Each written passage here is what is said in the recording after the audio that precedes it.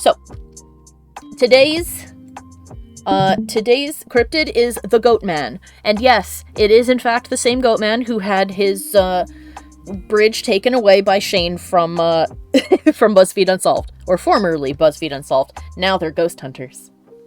So here is all the info we've got about them.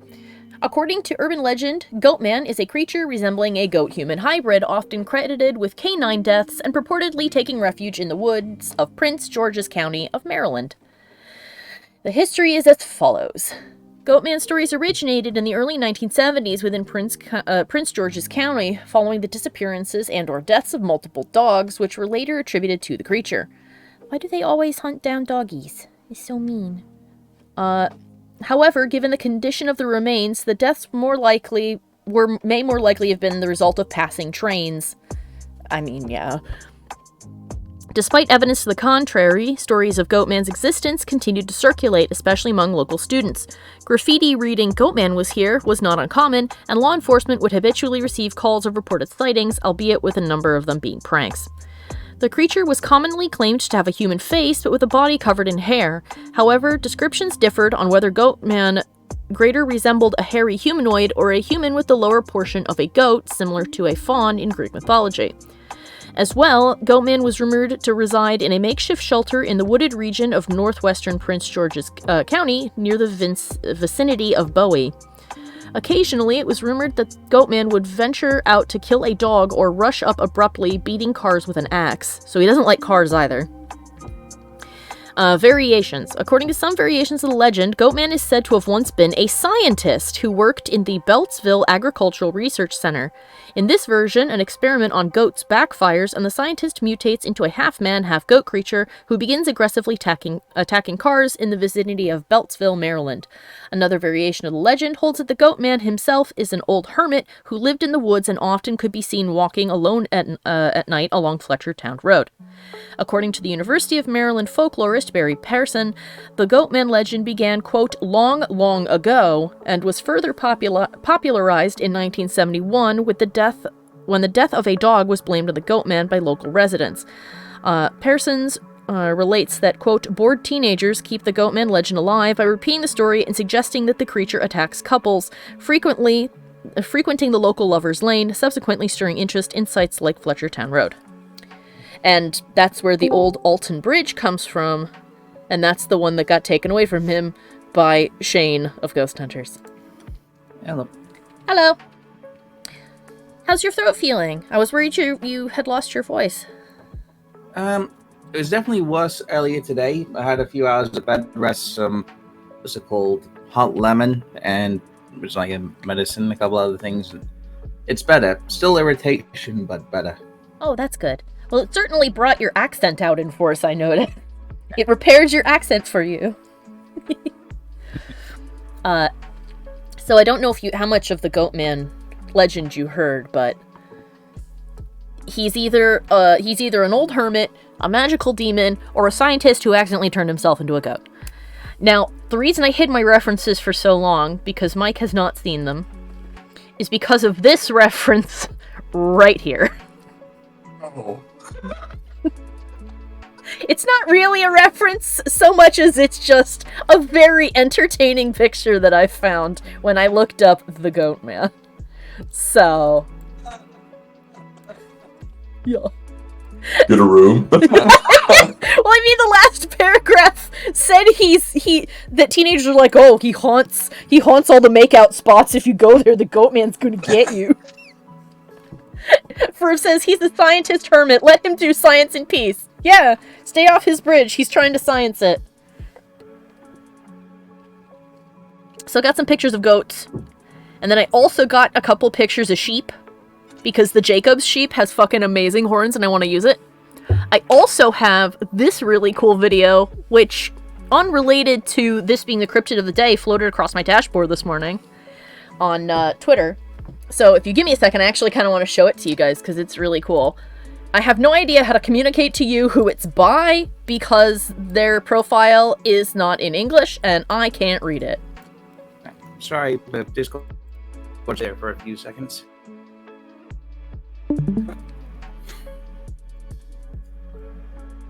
Let me full If screen he's this. Russian. Probably. Oh, that's cool. So, watch this thing move. Just in case there's sound, I'm gonna mute it because I don't want anything to copyright my butt. So here it is. Look at this thing. This costume is fucking sick. And it moves really well. You can tell from it, it's currently a prototype, but it's like made out of foam and plastic. Damn, look at them. They look so cool. That's a level of costume quality I want to have.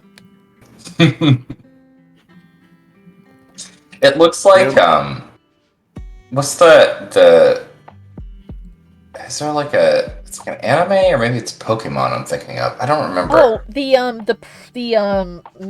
Megas Bride has a, yeah, it looks... he's got the animal skull.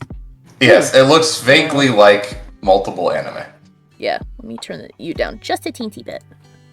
I turned you up because you're slightly away from your mic because I know you're doing stuff, but it made you so much louder than it needed to be. So, these are my references and inspiration, and of course this is here just to keep us company.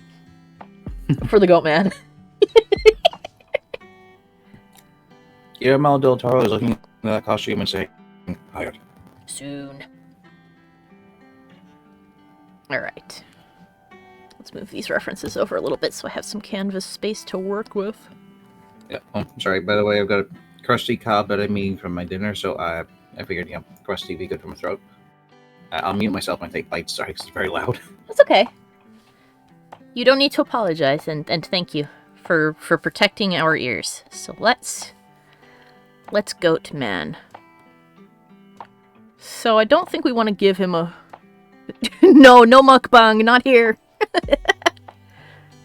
Only a few select people like that, and they are not here, and I am not one of them. I don't like hearing it. It irks me. I'm also the kind of person who doesn't like whispers directly in my ear. Even from people I know, and Mike can attest to this, is if he, leans down and whispers something in my ear, I just jerk backwards, hey! When I was little, I unintentionally smacked my brother a few times when he did that. When he, leaned really close to my face and tried to scare me by going boo, my reaction was to whirl around and slap him. And I got in so much trouble, but I didn't mean to. Likely story. I'm not sure. You just said... I'm not sure about that, Alex. You just said you intentionally did that. I did not! I said it's on instinct. My reaction was to whirl around and smack him. But hey... Yeah. It's better off than my brother. He stabbed me in the arm with a pencil once because I wouldn't get off the computer. So I feel like my accidentally slapping him is definitely much better than him stabbing me with a pencil. And then I got in trouble for it, by the way. You got in trouble for being stabbed? Yeah, because I hit him. You got blood all over the floor, goddammit. Yeah, it's funny because he went. Go bleed somewhere else. Happened immediately when my parents got home, and he ran out the door. He was young, by the way. He wasn't Yeah. it wasn't like a recent thing. I was in high school, so he was maybe just starting middle school. Yeah, I think it went without saying that you're the older sibling. Oh, by 5 years, yes. So he ran out the door and was like, Mom, Alex hit me, and his face was red and he was crying, and she just walked in the door and shouted that I was grounded, and I stuck my head out the door and I'm like, pardon me? And she's like, you hit him, and I'm like, he stabbed me! And I don't know if she was tired or what, but she did the whole, I don't care, you're the older sibling, you know better. And I'm like, what? Never defend yourself. She's like, you're bigger, you could have hurt him. And I'm like, he stabbed me. Okay. What? The Yeah, lesson here is to know what finish the job. self-defense is. Right? Like, okay. Well then. I think she was just tired and had a really terrible day. Or she didn't believe me. Uh-huh. Even though I came out with a Band-Aid on my arm. Mm-hmm.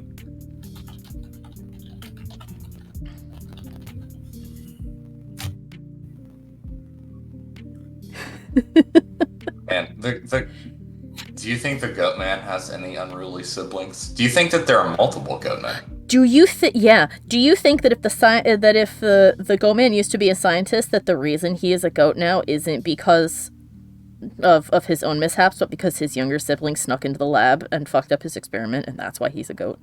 What an awkward Thanksgiving reunion! Yup. Your oldest sibling comes back for Thanksgiving, and they're a fucking 9-foot-tall goat. Keith, what happened? Just some experiment gone awry. Isn't that right, Thomas? I have no idea what you're talking about. It went badly. Yes. Should I make the goat head, like, more skeletal, you think? Or should I just leave it as goat? Is a goat creepy enough by itself? I think maybe make it... You see very soft goat features there. I think maybe stronger goat features. Kind of like the Goatman I showed you yesterday. Okay. That could be because I'm doing the under sketch and it ends up being... Oh yeah, they look softer soft. and then it gets... Yeah. Well, it's also a curse of mine that my creatures end up looking softer than intended, which ends up making them look slightly cute at all times, even when it's something that is definitely not cute, like, you know, the human-toothed centipede from Chapter 2 of Monster. Ends up looking all nice and... It's subjective. And curved. Yeah, but it's like, oh, it's so softly sketched, and like, no, it's not fun. It's not a friend. This one is not a friend.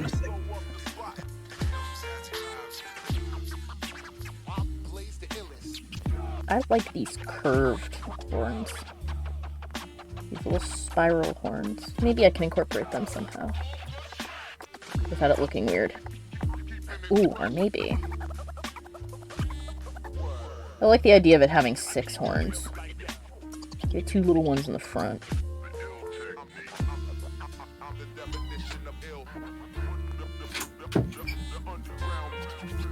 Did not expect chill lo-fi hip-hop man.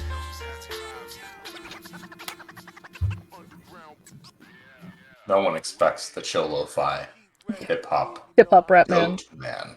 Yes. What would you do if the Goatman came out of the woods brandishing an axe and challenged you to a rap battle? Would you accept, or would you be like, nah, man, no? Would I have a choice? It sounds like I have to rap, or else I get You must the rap. axe. Yeah. He's like, you must rap against me.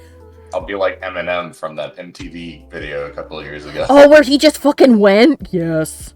Well, the one where he awkwardly pauses as he thinks of the next verse. Wasn't there one where he just, like, kept going? Well, I mean, he does do that too, but yeah. In that one, he didn't keep going. Okay, that was a different one. Okay. He's really fucking talented. The one where he failed, though, is more memorable. I mean, the one where anybody fails is more memorable. Like, his verses were solid. Like, it's just the awkward pauses between them were a little strange. Yeah, but I mean, you know. It also didn't help that they just chose a complete lack of music. Yeah, they didn't even give him a beat. It's completely silent as he's thinking of the next verse. I like how some people say things, you know, like rappers are modern day poets, and then I think of Eminem's songs that go like, I'm a cum stain on the underwear of life. I mean, it's still rap. I want to point out It's still poetry. We just remember the best of the poets. This is true. So I don't know if I agree that poetry, like, I'm not generally a subscriber of the opinion that things have gotten worse or dumber. I just think that we have the benefit of having hundreds of years to filter through all the shit. To find the good stuff. And like, look, in the past when writing was a luxury, only the best things got to hang around. Nowadays, everything can be preserved, whether it's good or not. Yeah. You know, yeah, someone's like, you know, movies were so much better back in the 1940s. And you're like, we no. seen Gone with the Wind and Casablanca. You're like, yeah, what about all the other ones? Those are the old movies that came out from it's like, no, those are the only ones you remember. Yeah, and we remember them because they're good. It's just Yeah. there were plenty of stinkers out there. Yep. Mm-hmm. Ooh, I'm gonna give him big feet. Big clompers. So that I can give the chibi even bigger clompers. Who doesn't love a big fluffy clomper foot? Except for people, I guess, who get stepped on by them. Probably don't like that. Or Except maybe especially people who They get do stepped on by them. Yeah, probably. Yeah, you know what? Yeah. Yeah. Oh fuck! I'm just. Or direction there. You know what? No, I've been convinced. You know what? Yeah, I mean, don't underestimate what people are into. You ever forget about things Ooh, from your excuse me. childhood and then they hit you in ways that you wish they hadn't? Just like suddenly from left field, you remember something really embarrassing? Yes. Not quite like that.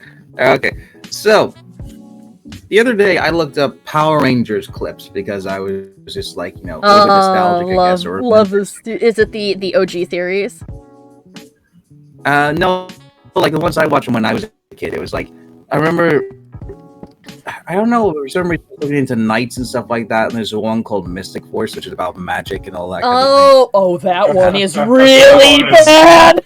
That one is amazing. See, you say that, and I think of the Mystic Knights of Tir-na-nog, which was sort of like Power Rangers, but then I remember Mystic Force, and I'm like, oh no, that's when they were like, hey, you know what people like? Harry Potter. Yeah. I'm sure I'm seeing it through like rose-tinted glasses. One thing I really liked about it was like we had like I forget what they call it. It's like called the Lancer or something like that in TV tropes. But the main bad guy's right-hand man. Oh, There's a guy called Korak. There was a guy called Korak. That what I liked was that every single time we went up against him, he still felt like a threat. Like you never felt, like this guy wasn't, you never felt like he was a non-threat. Sorry. Yeah, there's a couple in the series that end up like that I'm really happy when they show up. But yeah, I'm sorry. Please continue. Yeah. But I liked it because it was like they had to get a little bit better better and better, and the sort of reason for that was his code of honor was like I'm never going to defeat a weaker opponent. So that was an interesting thing. I think that would work well for D&D. But anyway, that's lawful evil for you.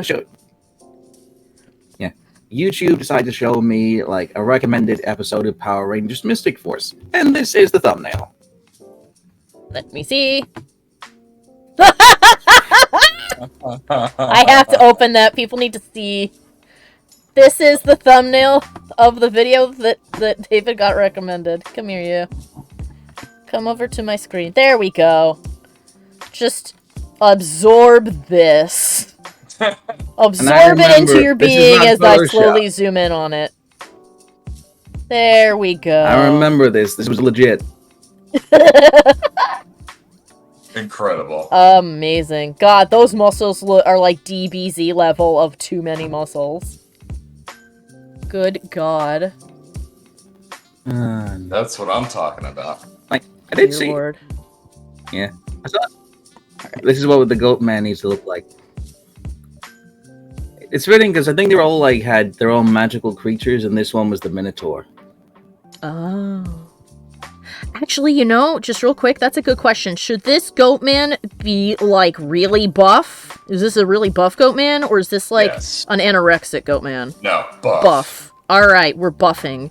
I may have to get a reference of a male underwear model with completely unrealistic proportions because he's dehydrated and salt deprived. If ever you want, say like Oh, sorry. Go ahead. Oh, I was just gonna say, like, if you ever look at like a picture of a really buff guy and you're like, man, how the fuck do I do that? The reason they look that buff in those pictures, besides the fact that they've clearly been touched up, they look that way because they are salt deprived and they're dehydrated, and that makes your muscles puff up and your skin tighten. I would say if you're gonna go for a reference, I wouldn't go like extreme like that. I'd probably go for level like Dave Bautista buff. Or alternatively, not even a human. You can reference. I could get the buffest kangaroos. Yes. No, buff kangaroo. Buff kangaroo. Yes, because kangaroos kind of look like goats. This is right? true. Where's the buff? But human. Oh my god, the one that's lounging! I found the one that's lounging! Oh! Oh no! Oh, there's... Oh, Okay, hold on a Alex, you need to look up buff minute. Buff what? goat, because there are some Buff goat? buff Okay. goats. Oh my god, look Goat. at this man. This guy's coming to steal all the kangaroo girls. Or maybe the kangaroo guys. I don't know. Maybe he's into that. Alright, let's see buff goat. I think it's both of whether he likes it or not. Oh my god. I think this has been photoshopped. I'm pretty sure this has been photoshopped, but look at this absolute unit. There he is. Look at them. It's like a jaguar with a muscle on its back. Yeah, it's got a big hump. That's where all of his excess fat is being stored, so you know that he's healthy. That is a healthy boy. This is what happens when humanity pumps animals full of, like, growth Roids. hormones and stuff. I know. Oh god, speaking of that, I saw a clip today that was like, it was like a joke of like, oops, I dropped the weight gain powder into my cat's food dish. And now my cat... How do you accidentally do that? I mean, it clearly was on purpose, and they didn't actually give it to their cat, but the joke was like, oops, now my cat is, like, working out and becoming an absolute buff unit, but then it just showed a bunch of really buff cats. And I think my favorite one is this cat on a leash, who's like fucking got this ripped torso, and it's just staring down another cat who's just off on the sidewalks across from them, and the other cat's looking at him like, oh my god. And I laughed really hard. Like, good thing he's on a leash, my guy. No. Alex? Yeah. I just saw this like image of the goat's face that I think I might like. Alright, show me. Show me this goat. Oh, this guy. Yeah, He's like, hey. that looks like the Clint Eastwood version of a goat. He's got a very svelte face. Hmm.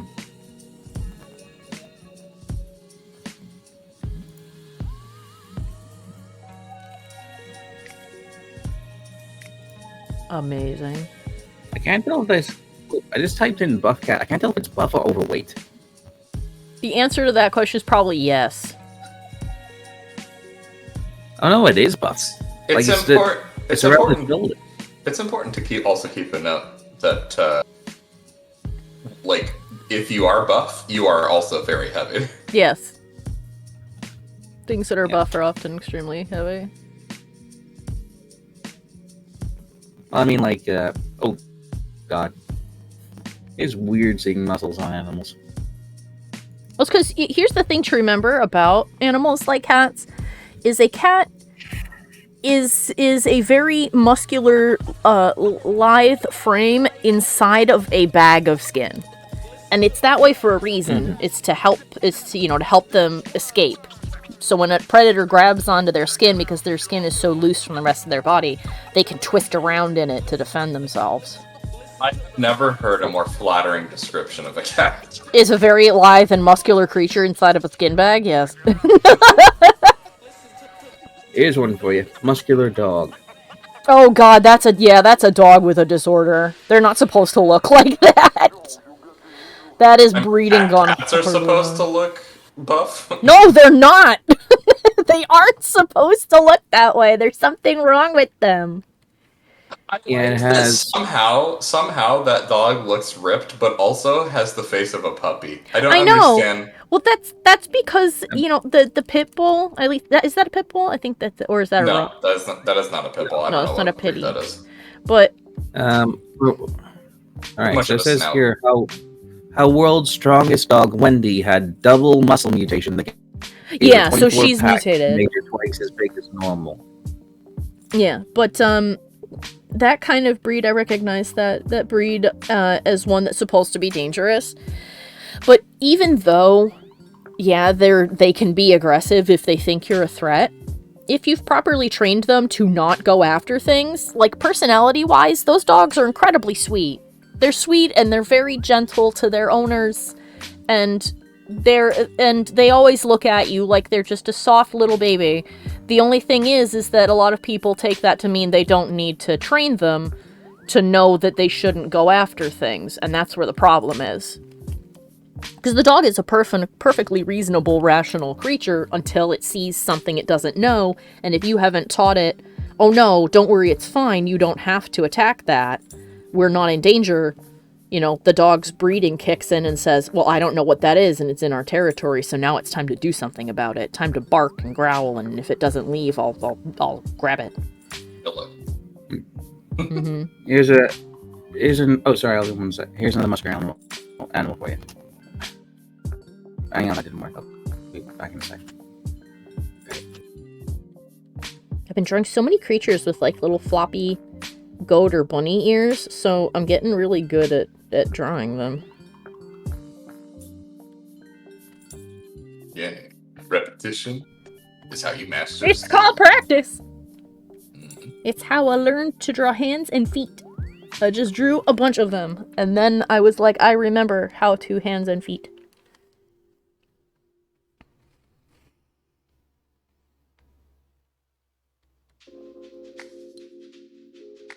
Ah, the sideways goat people.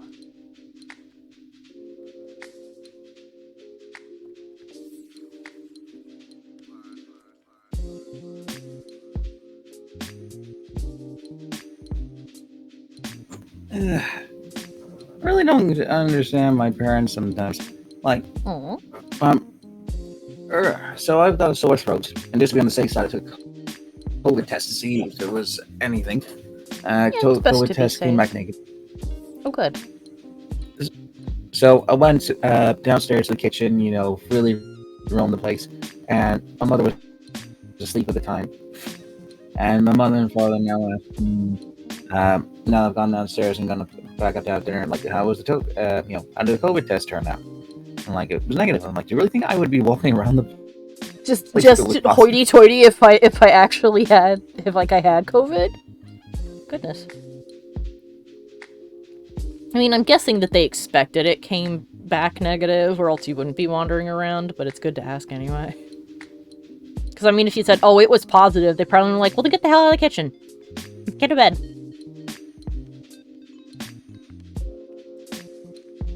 But it is a strange thing to ask. It's like, well, I mean, I really hope it's negative, because if not, I'm doing a really bad thing by being down here.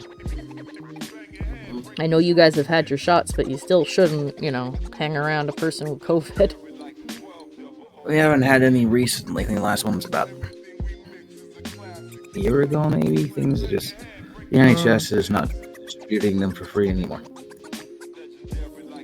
Well, that's annoying. I mean, ours are still free if you get them at the pharmacy.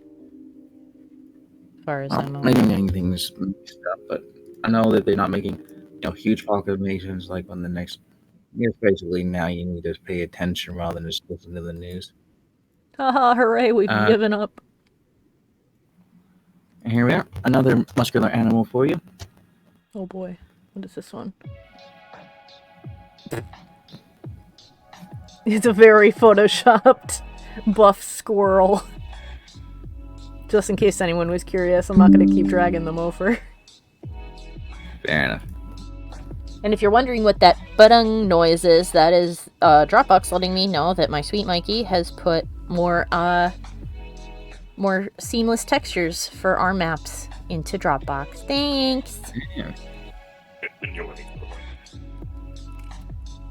He's doing good. He's lifting as much weight as he possibly can because he knows that my job is draw the map. So Mike is doing all sorts of stuff to help me out with that, and I greatly appreciate it. Including doing the manager side of things. Which everybody knows I hate doing. Which is why sometimes my own stuff lags behind, because I'm like, oh, I have to do management. I told Mikey last night, actually, I was like, if I had a bunch of extra money, because I wouldn't want you to do it for free, I'd be like, can I pay you to be the manager for all of my shit? Please. I was going to say that. Yeah. 1 second, I have to blow my nose. Alright. I'm going to have like management stuff to do. Well, I guess I kind of do, but not. But in work, they've got a new request thing that they want now. They've asked me and a few of the other coaches to work on, which is they basically want a giant index, like a big spreadsheet, of everyone's name, the time and days that they work, and all the different machines that they're trained on. They want it in one. They've got all that information in different places, but not all in one place. They also want a count of like how many people are trained on. They want it to be like a what you make like a big spreadsheet. Yeah, because well, technically several people, but I think the feeling it's going to be just me because it's mainly people that are double my age. Like, here's an example of how my two coaches, how they act. This morning, they start at 4 a.m. I started at 6 a.m. This morning, we had 2 people to induct. We couldn't get the TV to work or the computer setup that they couldn't get a very basic TV to work. And even though they had other options that they definitely used in the past, they said, okay, well, we're going to wait until David gets in to set up something and then we'll train them. So for an hour and a half, these guys who were due to be inducted just sat around waiting for me. Oh, and you didn't know they were waiting? No. Oh, Lord. That happened to me in my job a couple of times. Yeah, I hadn't even started work yet. Oh my god. Yeah, that happened at my previous job a lot. Where they'd be like, oh, we can't go into court, so we're doing this, excuse me, we're doing this interview, or this hearing over Zoom or whatever. Can you set that up? And I'm like, I mean, I can try. I've never used Zoom before. And they're like, okay, well, you got it set up on your laptop, right? And I'm like, I know you should be able to from like here. And they're like, okay, well, there's no speakers on the desktop, so they can't do that.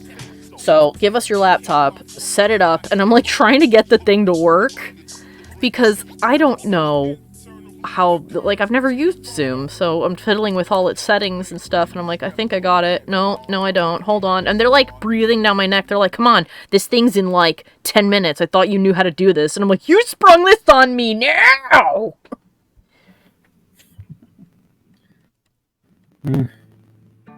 I was like, I feel like I just got ratioed. Oh, sorry. Go ahead. It's okay. I was gonna say I was like the unofficial tech support, for them, but I didn't get paid to do it. Like anytime anything went wrong with the computer, they were like, Alex, can you come fix it? Give me 1 moment. I might disappear because I need to go vote. Oh, have fun. Thanks. I'll be right back. That's the thing you don't normally hear. Oh, hold on, I have to go AFK. I gotta go vote. I'm guessing it's a local election. Hey, Alex, have you heard about Van Gogh? Like the artist? Yes, he's one of my favorites. Well, the reason I mention that is, unfortunately, he's in the news for the all wrong reasons at the moment. So I take it you haven't heard about what happened. Okay, what happened? Environmental, climate change activists got some soup and poured it over one of his paintings, sunflowers. Why? It's one of these sort of stunt things they're doing to try and bring attention to their causes, like... By doing that? No! Good news. Apparently it's undamaged. Oh, thank God. Right. You can't do that! Yeah. But I feel like I got ratioed because I found that out through Nash from What the Fuck Is Wrong With You? I mean, that's probably going to be in the What the Fuck. Yeah. This week. And I said to him, honestly, if they really wanted attention, they should have just stolen the thing. Like, it's probably not that easy to do, but I doubt you need a full Ocean's 11's team to do it. Just flood the building with protesters to keep security busy and do a snatch and grab. And then he said, but then you have to go to real jail with consequences, and that's hard. Yeah. Hard. Yeah. The thing is, though, he's got like 25 likes and a retweet, and then nothing on my one, so it'd be like I got completely ratioed there. Well, no, it's just his response. They see yours. They can see your response. They know what he's replying to. They just like the exchange. It's okay. I don't know, ratio. That's what I thought. Ratio had meant like one thing got a lot of likes and comments, and the thing got completely dead activity. I mean, I think that's what that means, but it doesn't necessarily mean that nobody, that like, oh, everybody ignored what you said. They saw what you said, and they liked how he replied to what you said. Because his reply by itself doesn't, it doesn't mean anything. Oh yeah, like I know he's not saying anything negative toward. So, yeah. No, I know. I'm just saying that they're not ignoring what you said because his comment means nothing without what you said. True.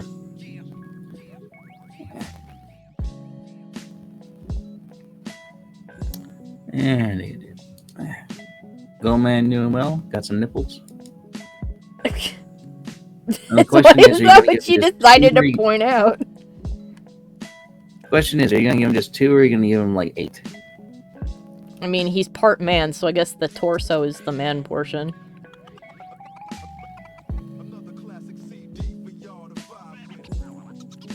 Oh, wait a minute, that's too far out. He needs to have, like, actual functioning arms.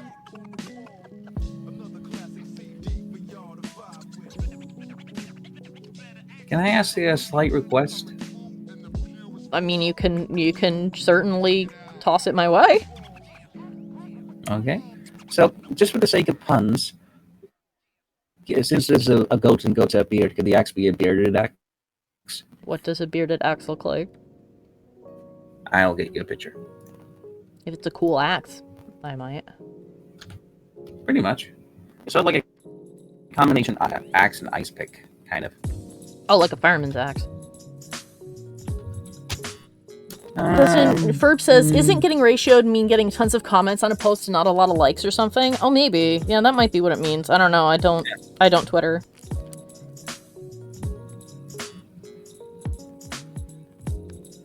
Okay, so this is like your typical bearded axe. 1 second, let's the picture load up. There we go. I Urban Dictionary'd it once. It says Ferb. I trust what you say then, Ferb. I believe that you have the most information for this out of all of us. Oh, one of those. There you go. Yeah, it could be one of those, probably.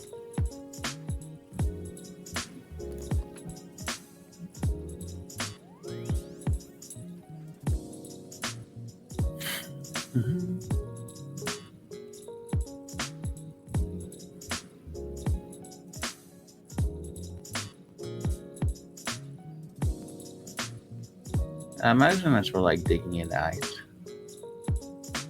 Or people's heads. I mean, you can look up why it's that way.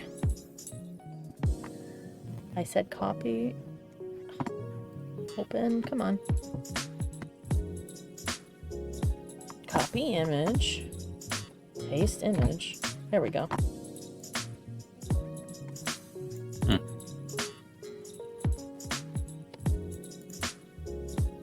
Oh, it's for planing or shaving wood. Ah, I see. Yeah, basically the idea is that someone can put their hand behind the axe head and have a lot more control. Oh, to stabilize it, yeah. Okay. Mm-hmm.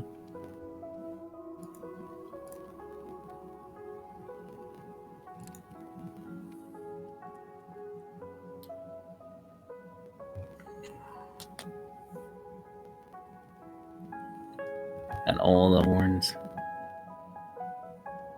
I feel like looking at this picture would just be like, so what variant do you want for your tiefling when it comes to horns? Mm-hmm. Actually, I saw a Jacob's goat with its 4 horns listed as possible horns for tiefling. They were pretty cool.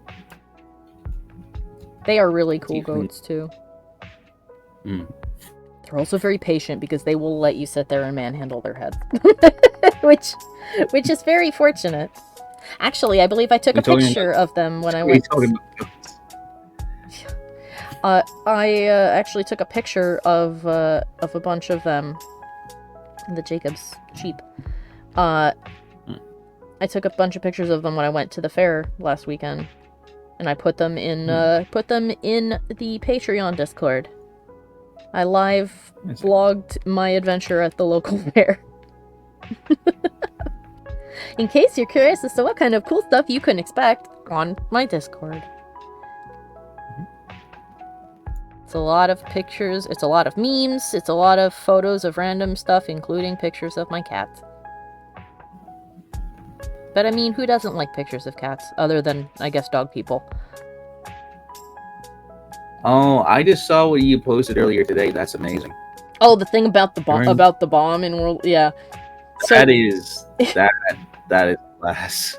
In World War II, the Germans built a fake wooden airfield, complete with wooden planes, to try and deceive Allied forces. But the British Air Force saw...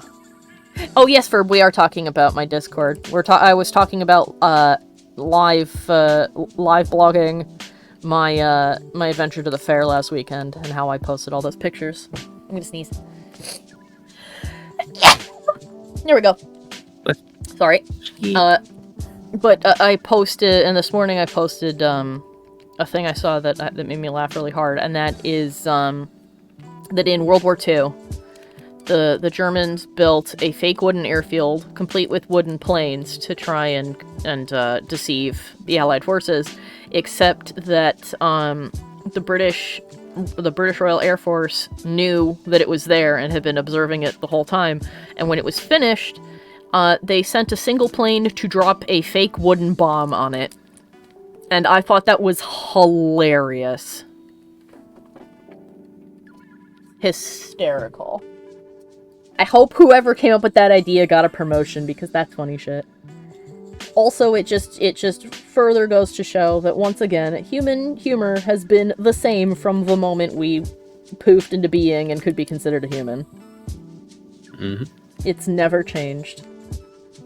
Even in times of terrible war, we're like, but wouldn't it be funny if we did this, though?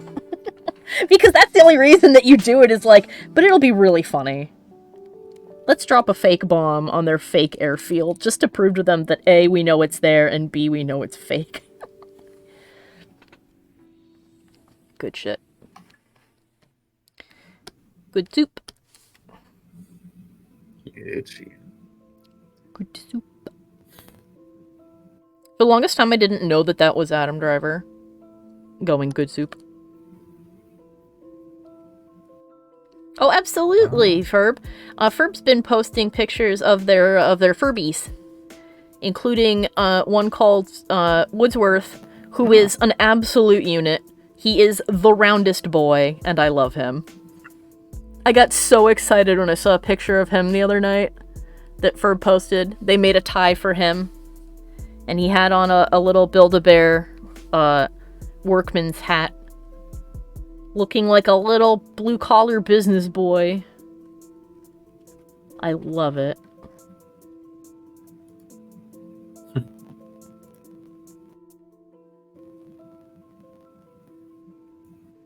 Big old axe.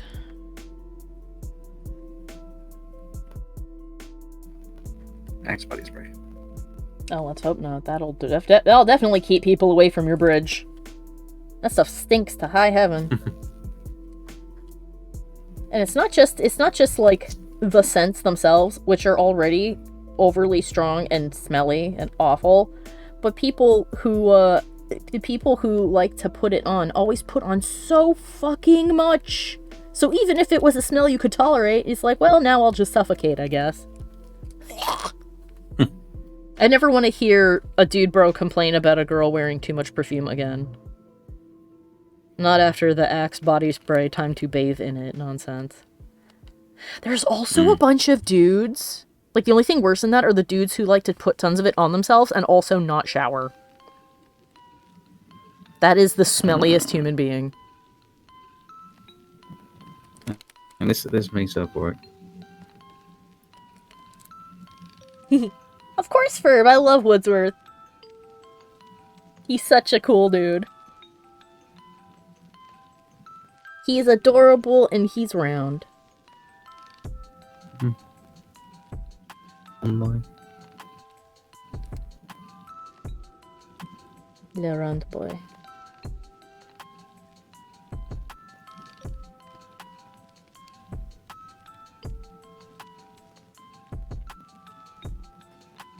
Actually, you guys want to know something funny? My bouncing around on drawings like this, I had a friend named Heather back in high school, and me jumping around a drawing like this drove her crazy. I'd be in the process of like coloring one thing, and then I'd move and color something else, or I'd be drawing something, and then I'd move and draw something else on that same figure, and she'd be like, "Oh my god! I'm sitting here watching you do it like, oh, that looks really good, and then you moved." Like, sorry.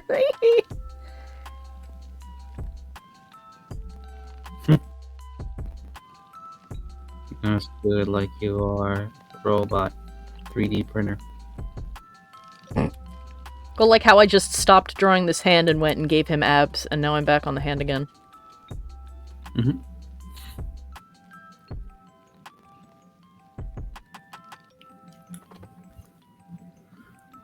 Mm-hmm. Mm-hmm. Big hand. Big man hand. Not as big as Yowie hand, though, because Yowie hands are the biggest hands. Holy shit. Big enough to encapsulate your head. And then some. I don't know what it is about like, boy love comics and anime, but their hands are massive. And I'm always like, holy shit. Whenever someone's like, oh, look at this thing, and I'm like, their hands are so big. Why? If Virgos, whatever process works, lol. Yeah. I'll be back in a minute. I need to get some more medicine. Of course. I hope he feels better. I hope he's not straining his voice.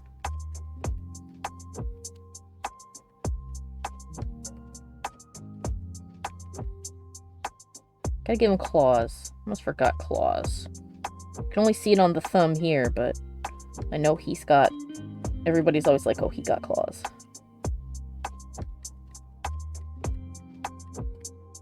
Let's puff this muscle up a bit.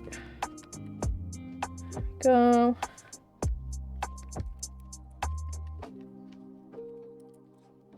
Doing muscular arms at this angle always is weird because, like, it turns funny. Big buff man. Big buff arm. Fluffy man. Floofy like goat. Yes. Back. Like that.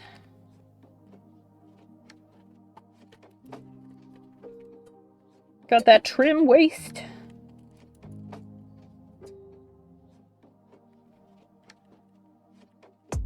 And you pop up that weird little fucking hip. There we go. That hip joint.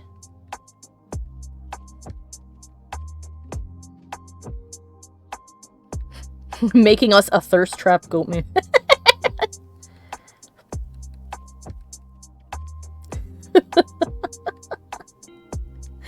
Oh my god. Oh! Okay, Ferb has a question.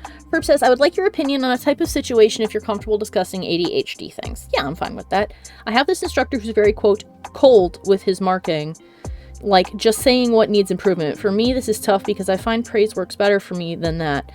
I was down all day about it, but I got a text a few minutes ago from someone saying I'd done good at something else, and now I feel better. Have you experienced something similar? Yes. I don't think that that's confined just to ADHD, but I think that we probably feel it a bit, especially if you've got, like, anxiety on top of it. We feel it a bit more keenly, I think. Personally, I find that people who only give negatives during reviews of work, I find that comes from people who, like, either have this idea that you know, critiquing is just about giving criticism and not about discussing the work as a whole, or just going, you need to fix that, you need to fix that.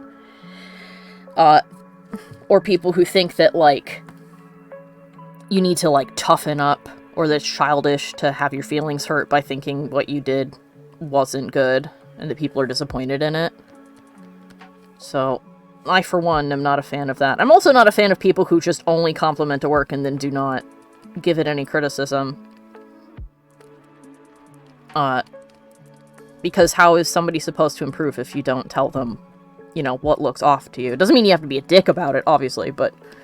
So, I personally think the best way to critique somebody, is to, in terms of, like, a project, is to do the compliment sandwich. Oh, hello, LeChat Demon. How are you, and welcome to the stream. Or at least welcome to your first time talking. It doesn't tell me if it's the first time you're here, but it says it's the first time you talked. Hello. But I like the compliment sandwich, which is starting off with something that was done really well, then followed... Oh, you did just get here. Awesome. Then you follow up with, you know, something that needs to be improved, and then you finish up with something else that was good.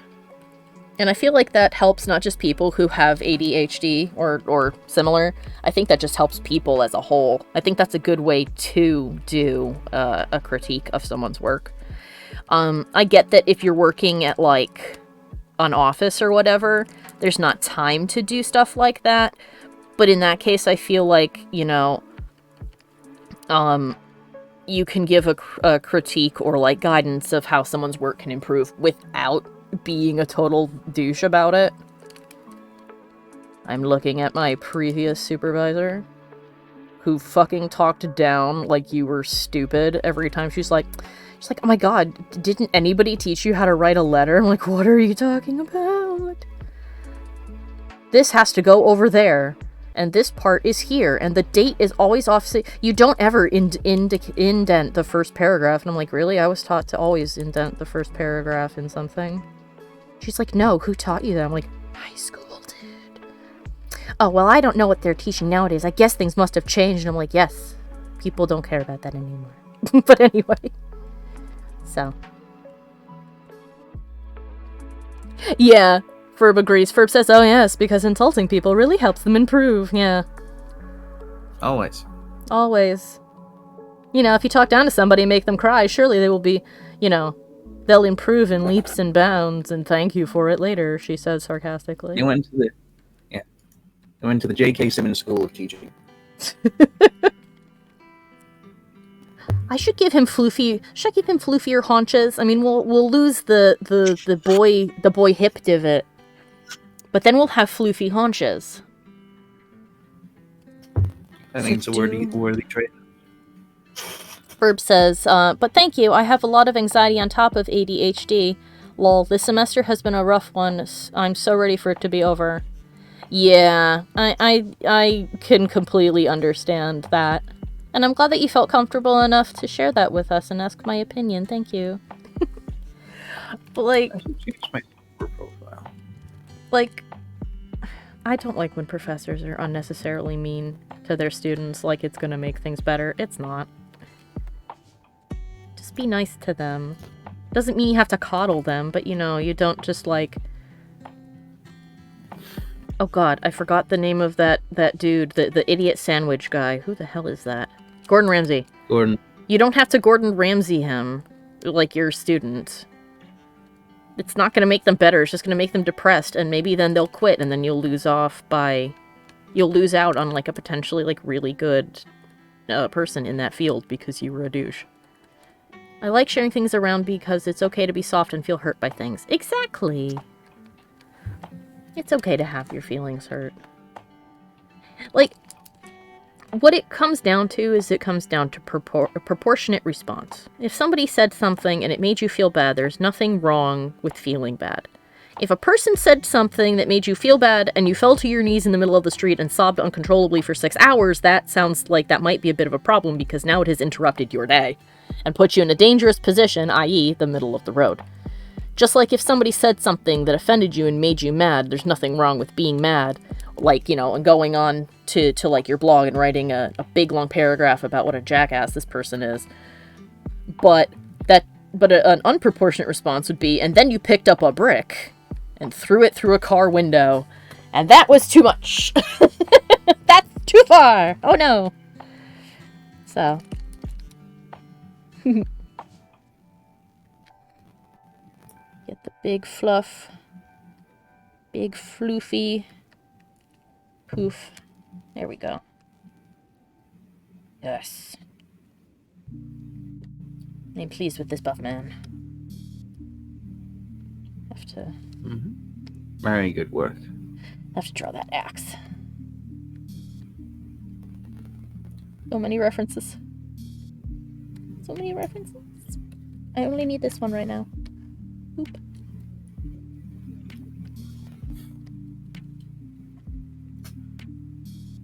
Thank you for what's the word? I think endorsing. Indulging? Indulging. Thank you. Yeah, no problem. It's a cool looking axe. It fits the woodsy aesthetic that he's got going on. Oh, this is the Goatman. I'm doing a challenge of cryptids, a cryptid drawing challenge that I typed up myself because I couldn't find a good one. Or at least I couldn't find one. And today's cryptid is the Goatman, whom the internet may have been introduced to on BuzzFeed Unsolved, where they went to his bridge, and in the end, when he refused to respond to them, Ryan Pagara took the bridge, and it is now his. It's I'll play the clip a little bit later, but it's the one where he's shouting, you know, "This is my bridge now, Goatman. If you want it back, you'll have to kill me. Children will come here and tell stories of me." I'll go find that clip. It's so good.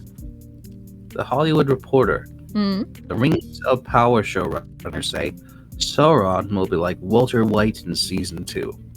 I don't know what that means. I have not seen that show. I have not seen Breaking Bad. Yeah, that's a shame. There's a good little quote underneath that goes, "Yeah, second breakfast, bitch." Just, I do think Jesse it's... Pinkman. Oh, sorry, go ahead. Sorry, go ahead. Well, Jesse Pinkman is like, you know, a college dropout. Walter White's like a chemist, or you know. Yeah, I know the general premise. I just don't know how he acts apart from like being incredibly abusive to his wife. As time goes on, he becomes worse and worse. The implication being that there's always been a really nasty person inside of him. Ferb is laughing at us. Oh, go ahead. No, you go ahead. No, you. No, you.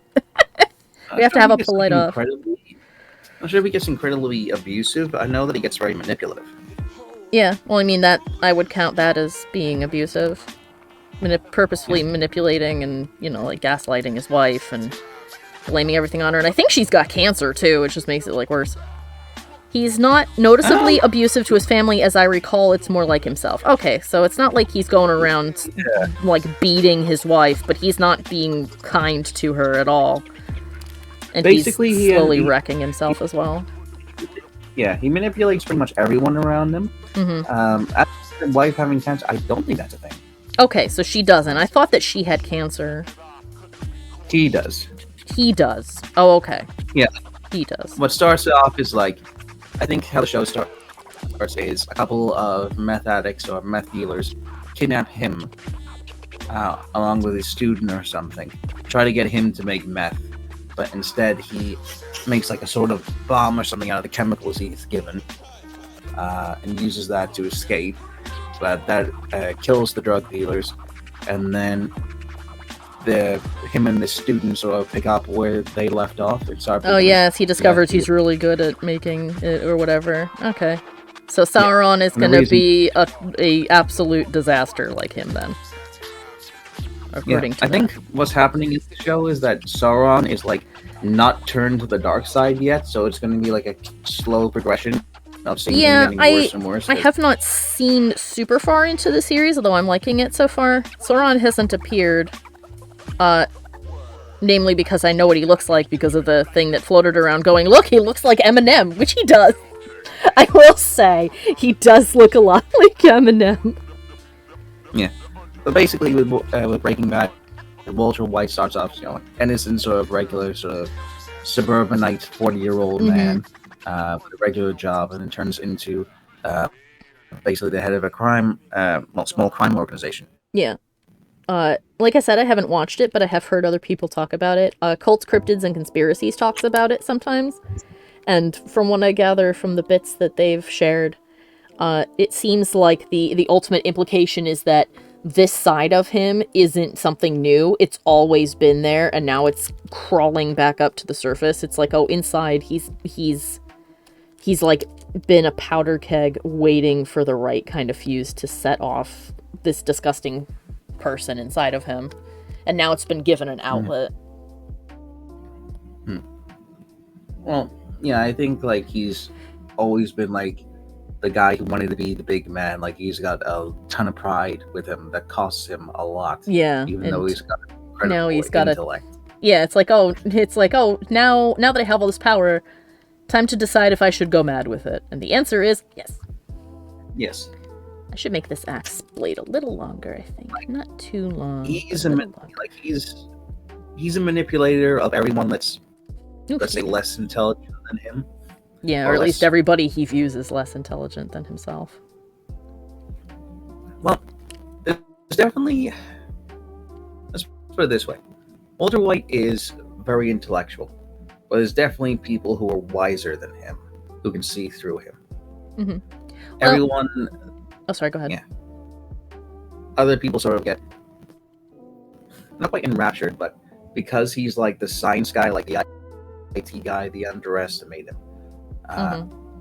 People know you never judge someone a book by their cover, know not to underestimate him. It's funny because it sounds like he's doing the same thing, because just because somebody does not have the same level of technical knowledge on a subject as you doesn't mean they're stupid. It just means that they don't know that. And you knowing that piece of technical information doesn't necessarily mean that you're going to be, a genius in all these other fields as well, So it sounds like it's quite ironic that he's like, aha, I shall manipulate all these people that don't know anything about this topic. And at the same time, it's like, well, it sounds like that's going to be your downfall later then, good sir. Oops, I did a dumb. Because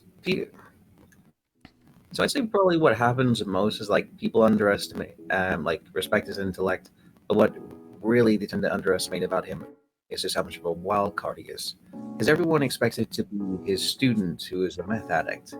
Oh, to him to be the unstable one, but oops, it was Walter the whole time. Yeah. Burb says, that's why I hate the term common sense. How do you even know it if you don't learn it first? Exactly. Whenever I use the term common sense, because sometimes I will be like, oh my god, how the hell did this happen? That's just regular common sense. It usually refers to something that I use it to refer to something that you would have learned as a child, or something that is just innately built into a human being. Like not purposefully doing something that will get you hurt, that will get you hurt, but then just doing it anyway, like slamming your hand in a door, or putting your hand in fire. But being too close to a fire when you're wearing fleece and the fleece catches fire, something like that. Well, that seems like an accident. Or then something of if say you work in a laboratory and you've worked there for years and you get hurt because you just don't bother to wear your goggles, that's a time when I'll be like, oh my god, that's just common sense. That's the first thing you learn when you start working in a lab is you put your goggles on and you don't take them off. Mm-hmm. That's just being willfully stupid at that point. You've selected to do this thing that is going to cause you harm that you know full well is going to hurt you. But you've just decided, I guess, that you're not going to be... It's like, oh, don't worry.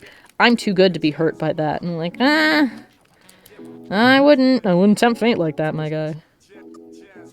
But yeah. But when somebody says, like, oh, this was just common sense to a task you've never done before in a field you've never done before, that's being a dick. Because, like Ferb said, but you haven't learned that yet. The phrase common sense raises the hairs on my neck. I do not like it, lol. Ah. Well, that's understandable if you know, the prior thing is all you ever heard it used in. So...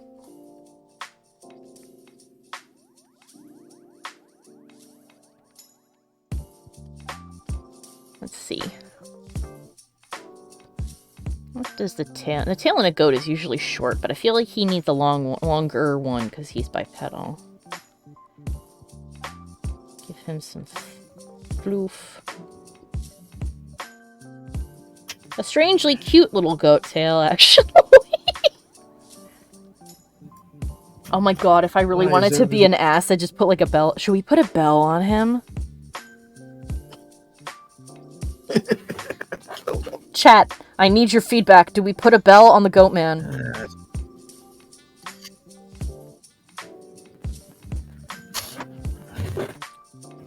No bell, says Ferb. Okay, no bell on the Goatman.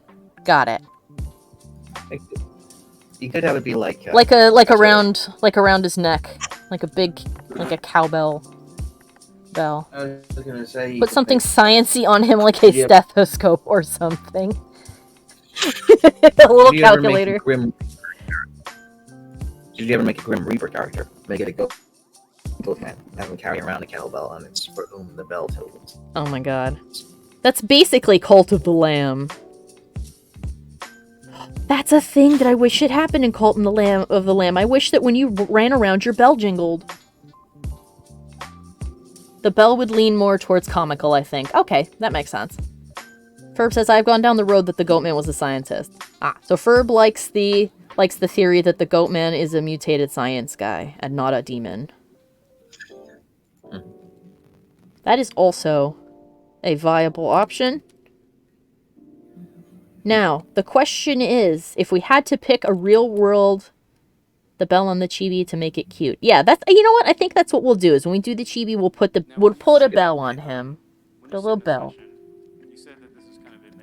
I almost wanted to put glasses on him, but not only would that not fit, it would also look really silly. But if we had to decide on a real world explanation for the Goatman, what would you say it is, David? What do you think it might be? Well, you could go the Greek route.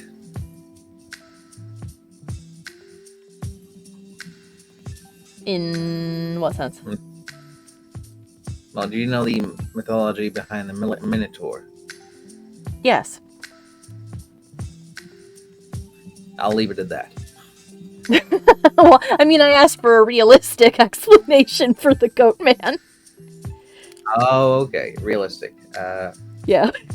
Although, I mean, you know what? As an alternative theory to how the Goatman came to be in a mythological sense, I mean, we'd have Goatman already if it weren't for moral restrictions in science. If it weren't, for those pesky morals, we'd have a Goatman. Goatman is a furry costume being taken to the extreme. So you think it's one or more furries terrorizing people by dressing up as a Goatman? Exactly. That's an excellent explanation. Is that it's a bunch of teens punking people in furry costumes. Let's see. If I had to offer up an explanation, a realistic explanation, I would say homeless man. Yeah, Ferb has latched onto the hermit in the woods theory. Although the one in the explanation is like more supernatural. It might be that there was just a hermit living in a shack and he was wearing a goatskin coat out one day and teens got scared. Yeah. Chat Demon says, wouldn't be too far-fetched. Some of the alien crop circles were done by a group of trolls. This is true. I've actually seen a documentary with them showing how they did it. Okay. You know how you have ridiculous conspiracy theories, and then every so often one of them turns out to be true? Hmm? Get this. So Just Stop Oil is funded by a philanthropy organization. The client, and they're the ones who threw soup on the Van Gogh painting. Mm-hmm. So Just Stop Oil is funded by a philanthropist organization, the Climate Emergency Fund, which is founded by oil heiress Eileen Getty. Huh. That does not surprise me. That actually happens more often than you'd think, that an extremist group that does ridiculous things is funded by their opposition. It's almost like they're trying to make the people who are on the morally correct side of things, like, maybe having the environment disintegrate around us is a bad thing, look like crazy people so they can continue doing bad. It happens more often than you would expect.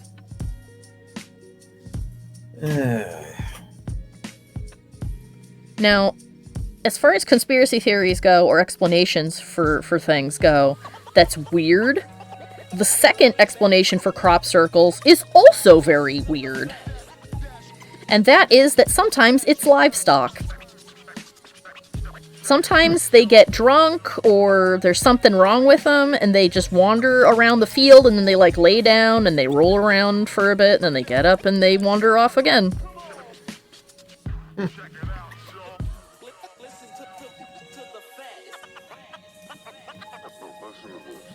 Oh.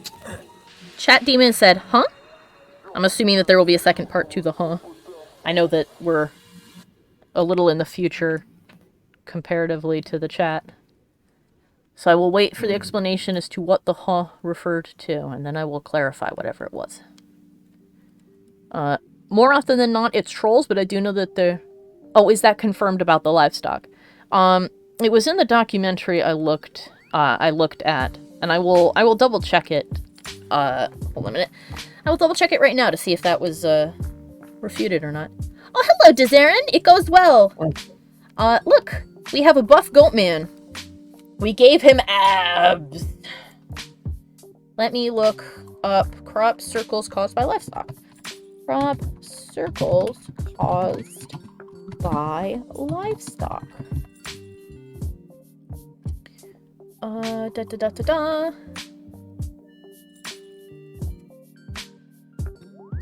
What sucks is that because I typed crop circles, I need to restructure the sentence because it's not going to give me what I wanted. Livestock cause crop circles. Let's see if that's been refuted or not, because it was a while ago when I saw them talking about it. Oh my god, the third hit is, forget crop circles, this farmer's making art with his cow. No. Crop circle controversy, animal reactions, crop circles in Kansas. Maybe animals will get me a hit. It's so annoying to, weed these out. Unexpected actual cause. Is this the one I was thinking of? Unfortunately, it was not aliens.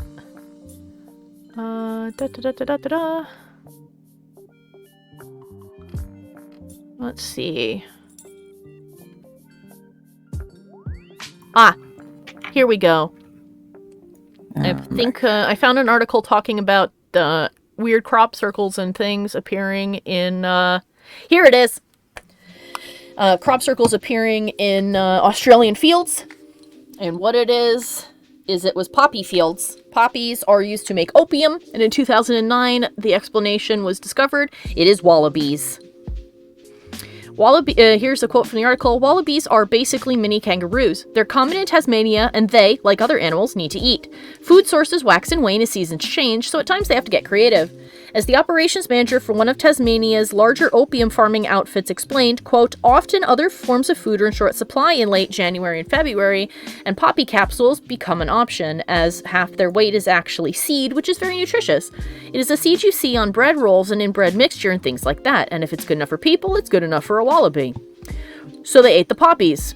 And had opium poppies just been like any other seed, we wouldn't have a story, and wallabies would hop onto the fields take a snack and hop off. But being wallabies, they weren't able to avoid the bad, addictive stuff. As Laura Ginnings, the then Attorney General, explained, quote, "We have a problem with wallabies entering poppy fields, getting high as a kite, and going around in circles. Then they crash. We see crop circles in the poppy industry from wallabies, which are high. There isn't much that a Tasmanian opium farmer can do about this either, and at the end of the day, losing a bit of your crop to high wallabies isn't a big deal, and given that there are no UFOs involved in the crop circles, the designs the wallabies leave behind, rest assured, are also nothing to worry about." That is funny as hell. There we go. That's what it is. I knew it had something to do with them being, like, high or drunk or something. But yeah, some crop circles are caused by animals who are otherwise inebriated or afflicted in some way, wandering into fields and then aimlessly wandering in patterns until they conk out. And they leave behind weird patterns and crop circles. Nature's so fascinating. I love learning weird shit about nature. Like how bees fly via tornado. And that's probably one of the reasons why they keep crashing into each other as often as they do. They crash a lot. Actually. Usually when they're trying to get back into the hive, they have mid-air collisions. A lot. And when a bee passes away, they place their body outside the beehive for the harvest man to come and collect. The harvest man being, also known as a daddy longleg. The wallabies were trying to live a modern life! Yes, that's excellent, Dizzarin. Rocco's modern life. I do find it funny that it's actually armed. Oh, referring to the Goatman. Dizzarin says, "I do find it funny that it's actually armed. Not many cryptids actually have weapons, do they?" This is true. The Goatman is one of the ones that we have found that has a weapon. That isn't just like claws. Give him big chonk feet. I love big chonk feet. On designs, not in like an inappropriate way. I feel like I have to be clear about that, or somebody's gonna be like, "Oh, you like the big feet, do you?" I'm like, not like that. You could basically call it a satyr of sorts. Yeah, actually, some of the designs for it just look like satyrs, and that's what the Wikipedia article had to say, is that some people think it just looks like a satyr from Greek mythology. Other people are like, no, it's like a goat with a human face. And then the explanation that Ferb likes, Ferb's favorite, is that it was a scientist who experimented on himself and it went awry and now he's a goat. Satyr or Bahamut, you decide. Why not both? There we go. There we go. I think we got our guy. Let's see. Let's zoom out a bit so we can see the whole body, and let's see if there's anything that looks awry. I think that shoulder needs to be pulled out a little bit.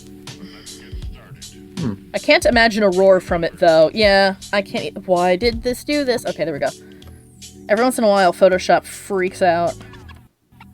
You know, like weird sort of yell thing that was a meme. Yeah, couple it's years just ago. gotta. Oh, like the heavy metal, the goat. Yeah, that's what he'll sound like. You're just down in the woods and you hear. You're like, oh god, it's the Goatman. Fortunately, my lunch is a bit rushed today. I had many interruptions before I could settle and stuff my face. Aw. I'm sorry that your lunch is so short today. That's no fun.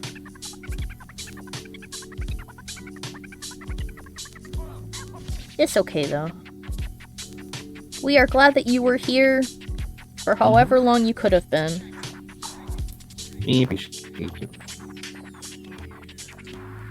Let's see. Gotta... Is it too wide now? I think it's too wide now. Ah! I moved it too far. I didn't need to move it that far. I just need to move it a little farther. Tuck that shoulder back in. There we go. He's looking better.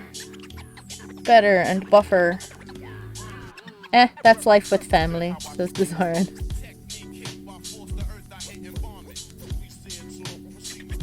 Oh, your family was bugging you while you were at work today? Or are you with your family today? And not at work. I don't remember.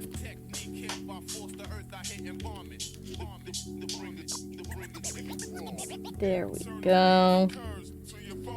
Move that. There we go. Alright, there we go. I think we got a better Goatman now. His whole body is foofy, but he got shorter foof. I go home for my lunch breaks. That's how I am here. Oh, I see. I always thought that you were, like, in the break room on your phone. Ah, that makes sense. That actually is really nice that you get to go home for your lunch break. Oh, that's delightful. Mm-hmm. Hopefully that doesn't cut into your lunch break, though, since you have to, like, I assume, drive. Mm-hmm. Nah, work Wi-Fi blocks this stuff. Boo! I hate that. It's like, damn, man, it's bad enough. Can't even, like, listen to what I want to on my lunch break. Fuck off. I live pretty close. It's about a 5-minute drive. Okay. Then that's really useful, then. Yeah. Nice. My work's like that with Reddit. It counts as an adult site, I think. Probably because it allows not safe for work on certain things. And I mean, who cares? As long as you're not showing it to your coworker, what does it matter what you're looking at? Mine is a 5-minute walk, says Chat Demon. Oh, that's cool. What kind of work do you do, Chat Demon? Sorry, go ahead. What was I gonna say? I was gonna say, if it's workplace Wi-Fi, I'm like, I mean, I am in online school, says Ferb, happy face. Yay! I would not want anyone in work to be looking at pornography during work hours. I would deem that very inappropriate. I mean, well, here's the thing. On the one hand, I kind of agree, but on the other, if I use metal cutting machines like lathes. Oh, Chat Demon works in metalworking. The way that I see it is the only real problem that we would have with that would be if they were, if other people could see it, or if they were doing something. Basically repair or reproducing metal parts. Oh, that's cool, Chat Demon.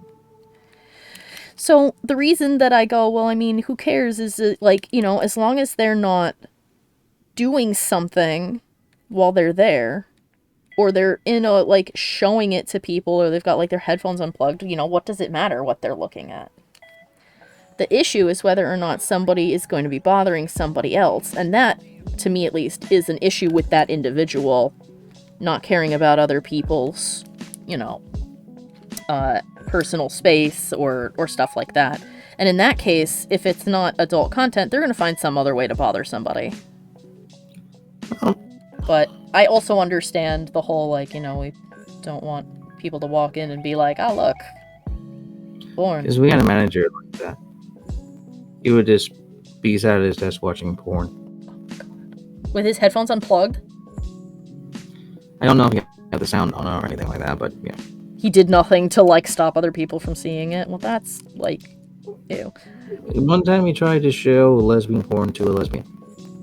Oh, that's incredibly inappropriate. Mm-hmm. It's because of people like that we cannot have nice things. So, because of how some people are, I guess I know some people are particularly, like, grossed out by porn. Like, not necessarily that they, are anti-sex, but they just see porn as gaudy. I think that would be one reason not to.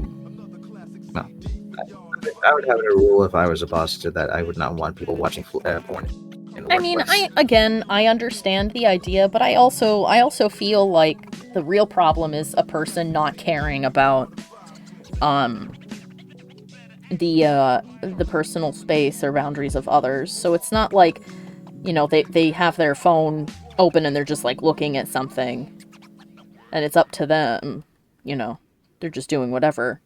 They're purposefully bothering other people, in which case I feel like they're going to find another way to bother them, even if you are like, well, you can't do this. They're going to go, I don't care, I'll find something else. Chat Demon says, ugh, tell me about it. Had to deal with something like that today. Oh. Feel free to vent if you want to. That shit's a pain.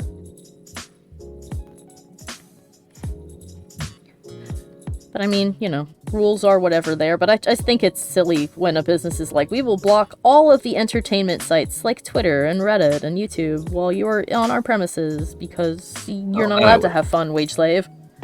And I'm like, Ferb says it is a bigger issue than that companies can't deal with, so they deal with it in a way they can. It sucks, but it's out of our personal hands because we're the ones who aren't dickbags. Yeah, that's true. Oh, Chat Demon said, let's just say that my neighbors learned I can play music louder than they can after asking them to turn it down. Ah! The good old-fashioned neighbor who does not give a shit. A couple of friends of mine have upstairs neighbors like that at their New York apartment. Anytime I stay there, it's like, it's 3 a.m. Time to start fighting with each other. I would probably be one of those neighbors. You would be one of those neighbors? Yeah, because I have to, every so often I have to do death screams. At 3 in the morning? Well, typically not then, but it'd be nice if I could do it like after 9 o'clock. Well, I assume if somebody knocked on your door and went, can you shut the hell up, that you'd be like, oh, sorry. Also, you want to have like a sound design room, right? Well, if I could afford one, that'd be nice. Like a completely soundproof. Ferb says, honey, it's time for a 3 a.m. fight. Ah, yes, let us commence hating each other louder. They do it in multiple languages, too. Primarily in Spanish, but every once in a while they switch to, I think, Russian. It's never in English, so I have no idea what they're fighting about. Not that I care, but it's like, it's just sitting there and I'm like, oh, here we go. That's an odd crossover. It begins.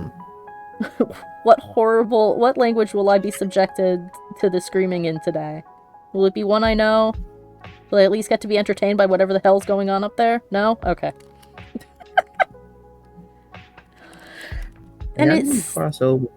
Sorry. I was just gonna say, it especially sucks just because, you know, the way that the apartment is, like, heated is like, there's only, like, personal air conditioners you can put in each room, so in the summer, the windows are open.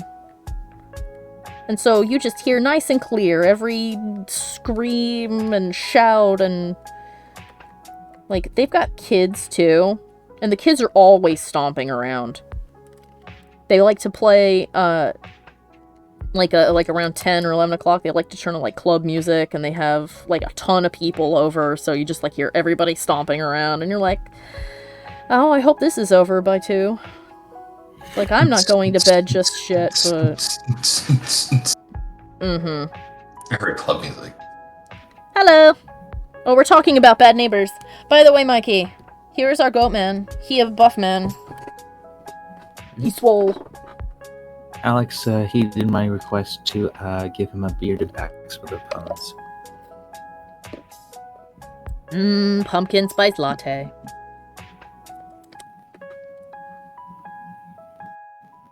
It's because it's fall and that's when the good shit happens. What do you think, Mikey? Oh, he popped back long enough to say he heard club music and then he disappeared. Maybe I felt inspired. And then he was gone. And as we have learned, the way you make a thing cute is you give it big eye. So here's big eye on Goatman. Our wee Goatman.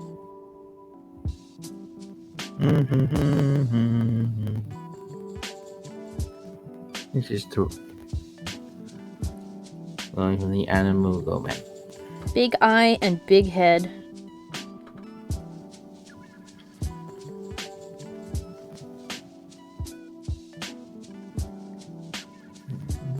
It's just like the, Oh god, I forgot the name of it. It was the second one we did. It's the one for New Jersey. The Jersey Devil, there we go. And just like the Jersey Devil, we give sideways goat eye. Oh! Oh, his Discord did. Oh no! The internet ate Mikey! Well, crap. Not again. Jersey Devil by Baby Boy. Yes! He was a very cute... He ended up being extremely adorable. And I was very happy for that because I was like, oh no. He's just pink and covered in mange. What are we going to do to make him cute? And the answer was just make him a shiny bubblegum boy. And then he was cute. And I was like, ah, problem solved. Problems to solve themselves are the ideal problems for me. Yes. And as Mike has put it, now we just have to turn each of them into Pokemon. Maybe I'll do that. Maybe maybe next year I'll be like, alright, let's take our cryptids from last year, and we'll turn them into Pokemon. Gonna catch 'em all. Let's do a hypothetical evolution for the goat. What was the Goatman before it evolved? So it'd be like a de-evolve. Yeah, is the Goatman the final evolution of the Pokemon? Does it have no previous evolutions, or is it the first evolution?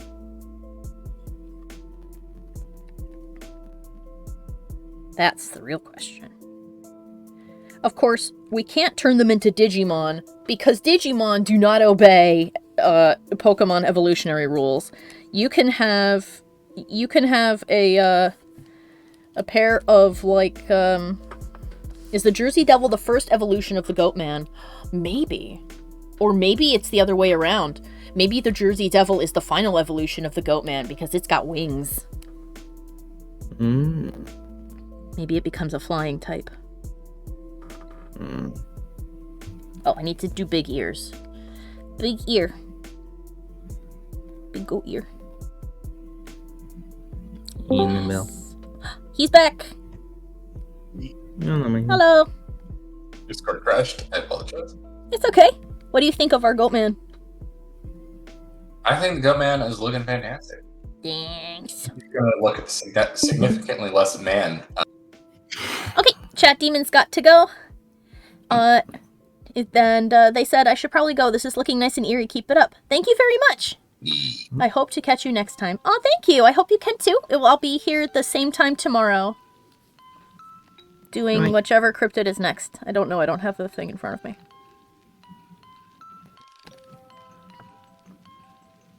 But I think it'll look significantly less manly when you're done with the chibi.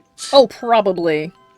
I was also asking, I mentioned that you said, oh, you know, some of these are looking like Pokemon, and that maybe next year, I was like, oh, maybe next year I should do, you know, take these cryptids, turn them into Pokemon. And then I said, so, you know, is the Goatman the first evolution, or is it the final evolution? And if so, what does it evolve into or out of?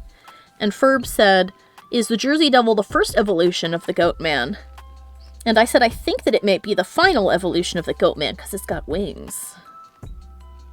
I agree. So, Mike, which way did you vote? DeSantis?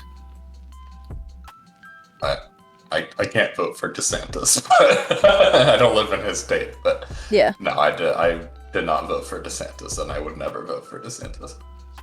That's good. Also, Mike may not be able to tell you who he voted for.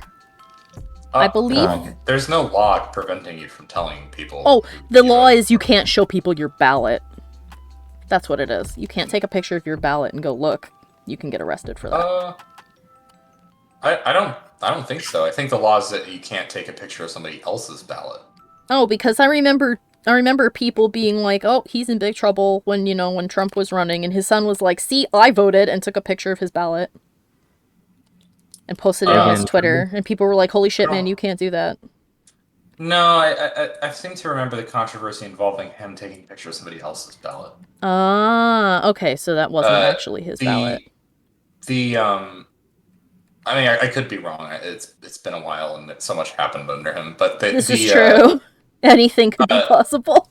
No, I think the rule. I think the rule is that you can't force somebody to tell them you can't force somebody to tell you how they voted, and you can't like forcefully share that information.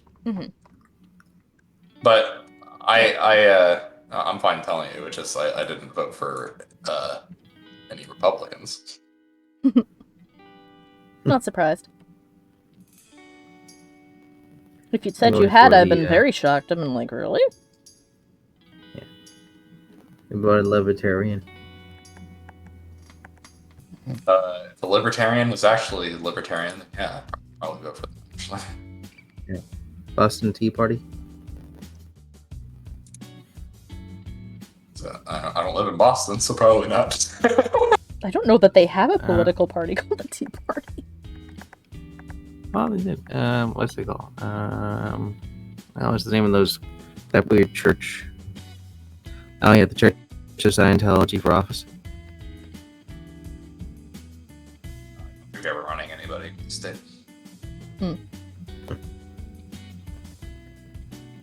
This wasn't like a national election. This is for the state local elections. Mm-hmm. So I'm just voting for people who represent Virginia. Oh no, take me home. That's all. My all question the is, Mikey, did you vote for your local cryptid? Did I write them in? If you don't like if you don't like the people on offer, you can just write in a local cryptid. The Mothman might be very surprised. Be like, I won? Like, yeah, you did. Oh my goodness, thank you. I have a very ambitious lighting plan for the city. These nuts is now in charge. I think every year Mickey Mouse technically wins.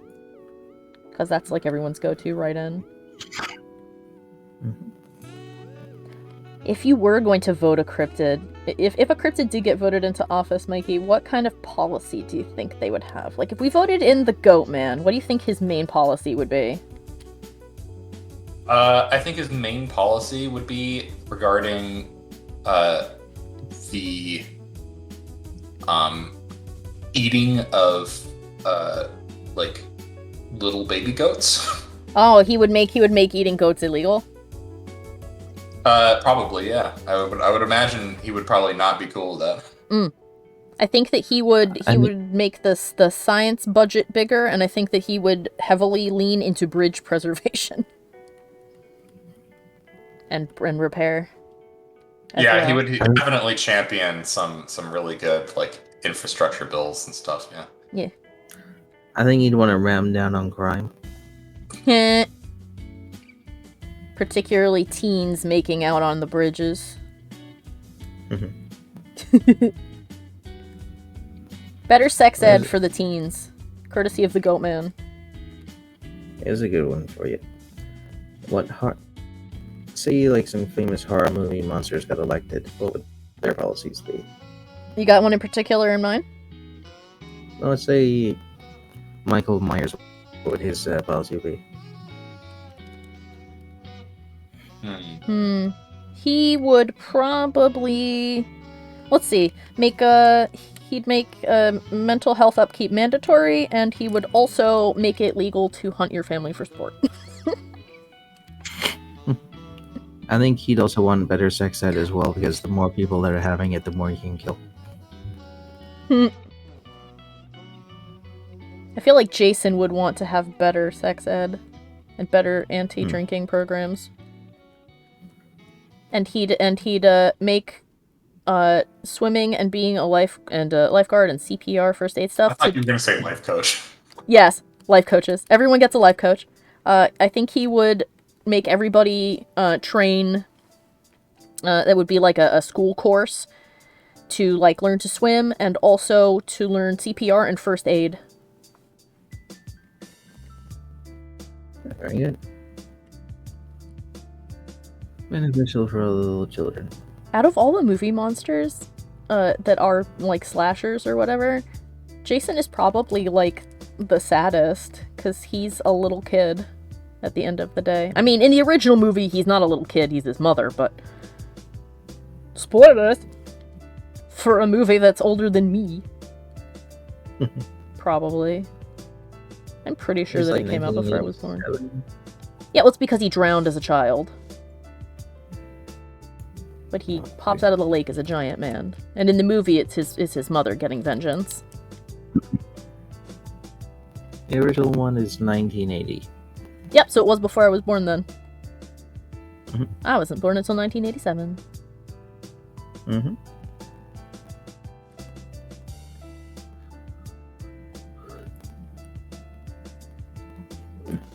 Right. I think I will sign off for the day. I will see Okay. you guys. Have a lovely two of you. Bye. Nice. Bye.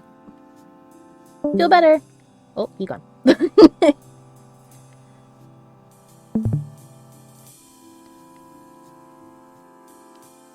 I'm gonna put the axe over his shoulder.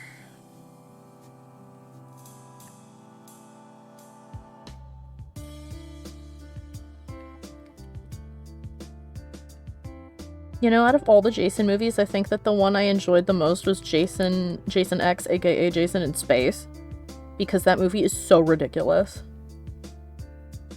Like, you cannot take it seriously. Specifically, the scene I liked the most is when he is in the, I guess you'd call it a holodeck?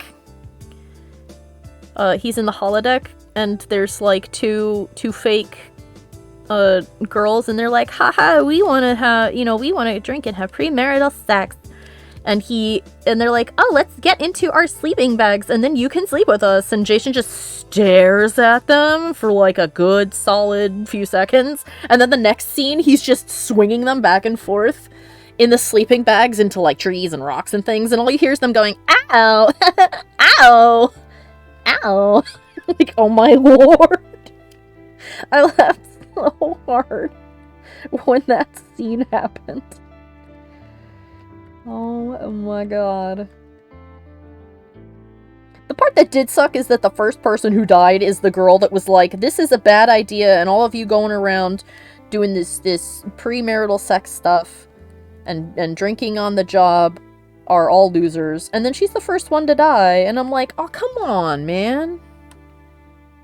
Jason, you broke your rule. She wasn't doing anything. Barbara was the first to die.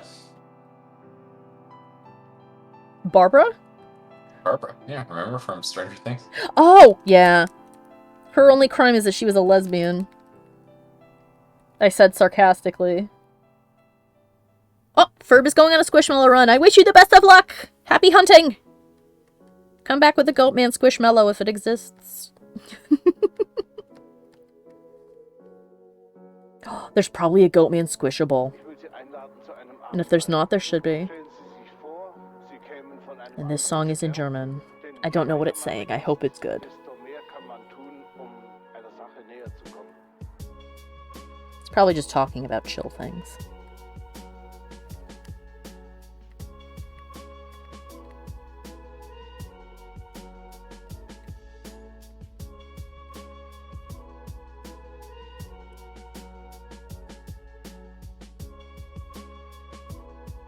I just realized that by dropping his arm here and making it look like I'm trying to like cover up his junk or something. That's not what I'm trying to do. Just trying to make him...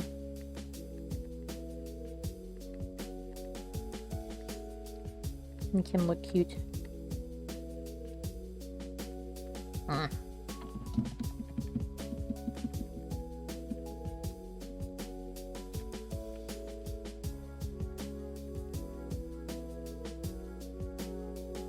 There we go.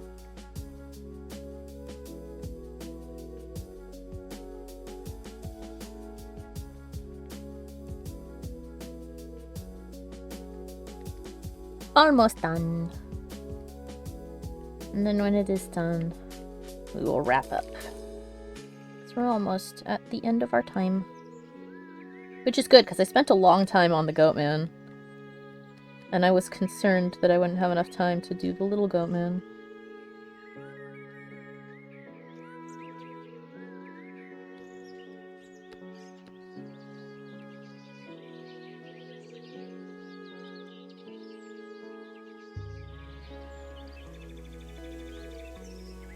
Shrink this arm a little bit. Boop, boop, boop.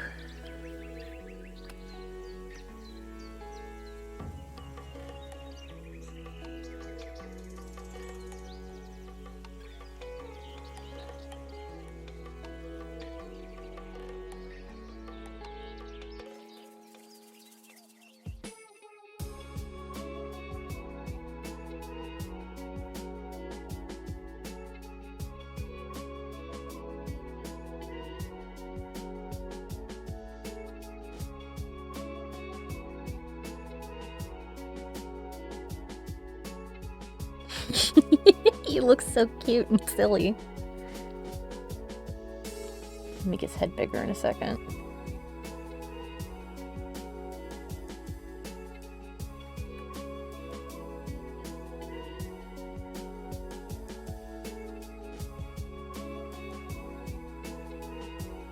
Almost done.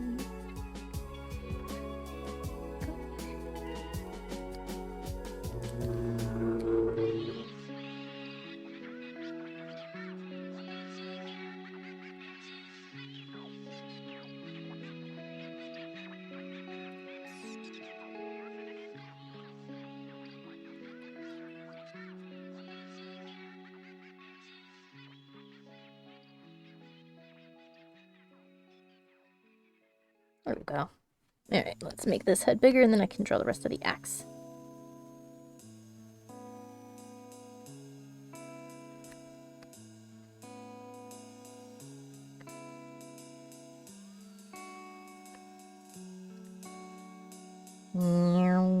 Yes.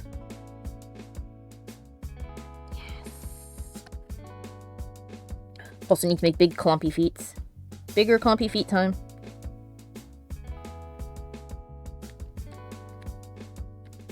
I keep getting disconnected from the chat. That's weird. Make the clompers big. And then we'll fatten them up a little bit. There we go. And I can put the clompies back. Big old clump feet. Yes. Yes. Big old clumpers. Big old clumpy foots. Big old clumpy shoes. Yeah. Alright. Now we just need axe. Put the axe right here.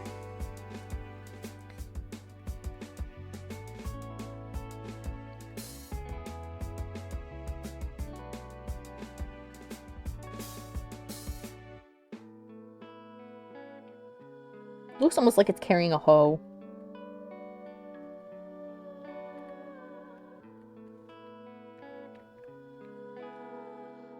Mikey. Yes. Comedically large axe or comedically small axe? Comedically small axe.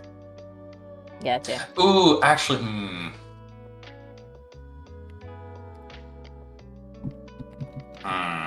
Herb requested a bell around the neck of the chibi. Or rather said that that's where a bell would be better placed. Because I was thinking, do we want to put a bell on the big one? Comedically large bell, comedically small axe. Okay. Tiny little axe handle. Here we go. Doo-doo-doo-doo-doo.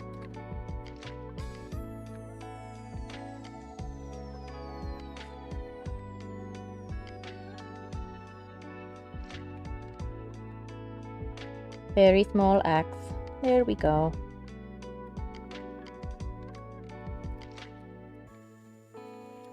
Here's the axe.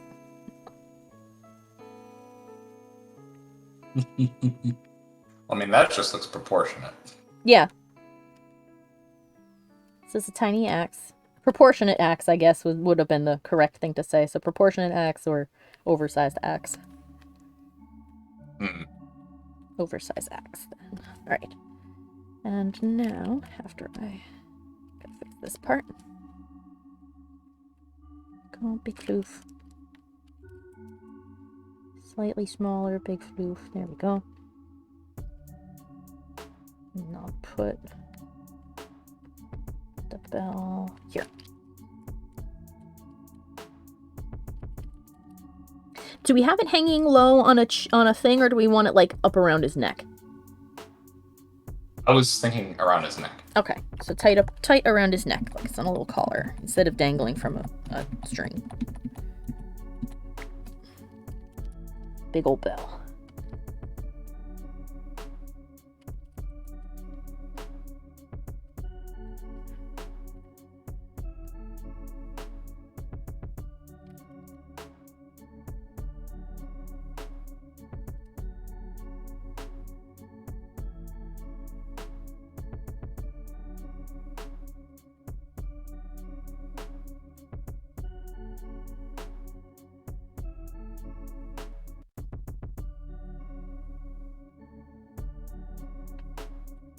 a little bit bigger so that it's not in tangent with his hand.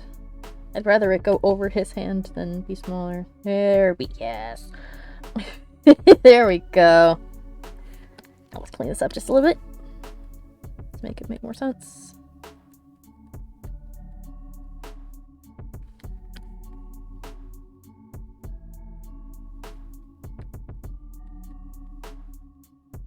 Stick that fluff part there. We'll make this fluff part bigger so that it is proportionate with the bell.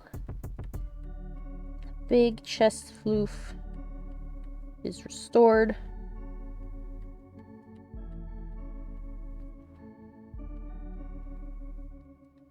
Yes. What say you of this floofy child, Mikey? Look good. Nice.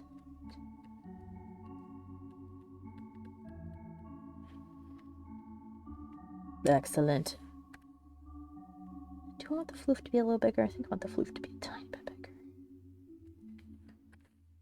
Like kind of draped over his shoulder, sort of big. There we go. Much better. Much better. Much better. Yes. Yes. It's almost like a big cowl.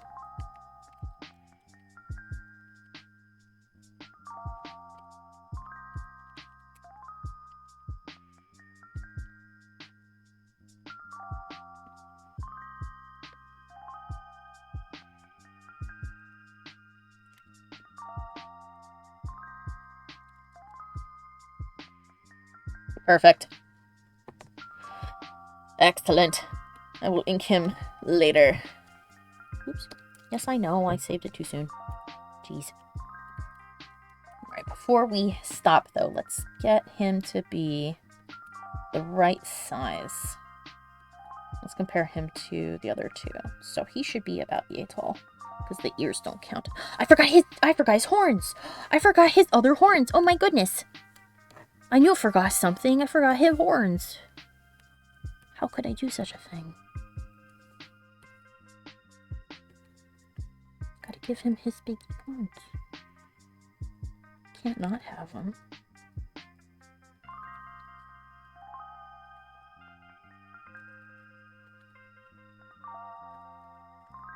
For shame.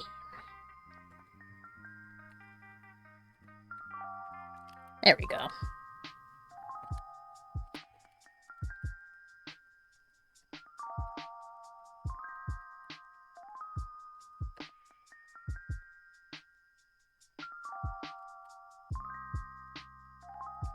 That shouldn't be this way either. That's backwards.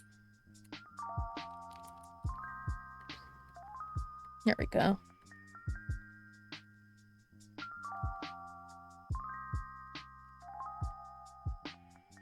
That's better. Okay.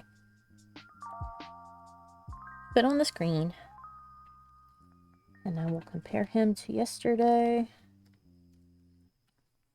And make him the same height. There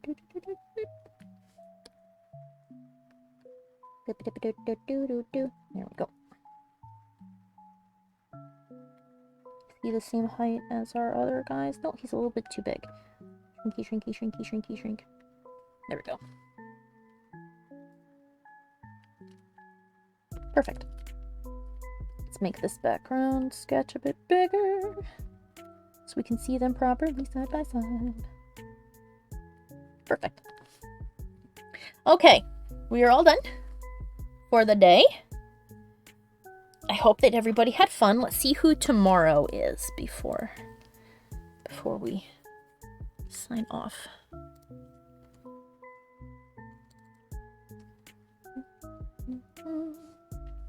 Okay, cross up the Goatman.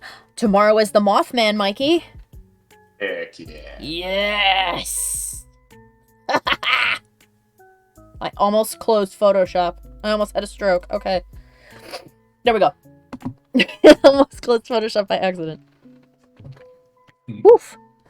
Alright. So tomorrow is the Mothman. Everybody's favorite dude. I hope that everybody who came had a good time and will show up again. That'd be great. I want to thank everybody who did come. I want to thank Mike and David, who went to bed, for keeping me company here. And I want to thank everybody in the chat for keeping me company on the text side of things. For the third time, I think I've said, I hope you had fun. I hope I'll see you tomorrow. And I hope you have a great rest of your day. Bye-bye! Goodbye.